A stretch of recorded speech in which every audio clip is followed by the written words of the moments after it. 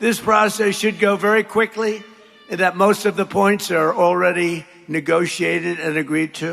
পাকিস্তানের ইসলামাবাদে যুক্তরাষ্ট্র ইরান দ্বিতীয় দফার আলোচনা আগামী ৭২ ঘণ্টার মধ্যে শুরু হতে পারে বলে জানিয়েছেন মার্কিন প্রেসিডেন্ট ডোনাল্ড ট্রাম্প।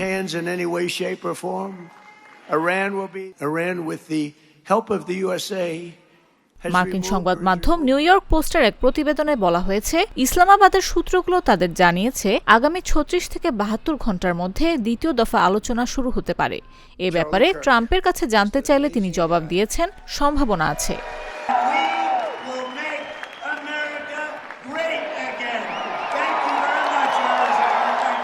এদিকে ইরানের পররাষ্ট্র মন্ত্রণালয়ের মুখপাত্র ইসমাইল বাঘাই বলেছেন, পাকিস্তানের যুদ্ধবিরতির আহ্বানের পর ইরান তাদের রাজনৈতিক পরিস্থিতির ওপর সতর্কভাবে নজর রাখছে। টেলিগ্রামে দেয়া এক পোস্টে ইরানের রাষ্ট্রীয় বার্তা সংস্থা IRNA বাঘাইকে উদ্ধৃত করে বলেছে, ইরান তাদের জাতীয় স্বার্থ ও নিরাপত্তা রক্ষার্থে প্রয়োজনীয় ও যথাযথ ব্যবস্থা নেবে।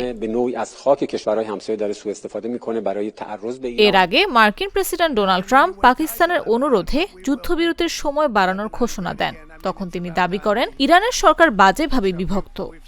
ওয়াশিংটনের সঙ্গে ভবিষ্যতে আলোচনার সম্ভাবনা আছে কিনা সে প্রসঙ্গে বাঘাই বলেন, জাতীয় স্বার্থ ও নিরাপত্তা নিশ্চিত করার একটি উপায় হল কূটনীতি।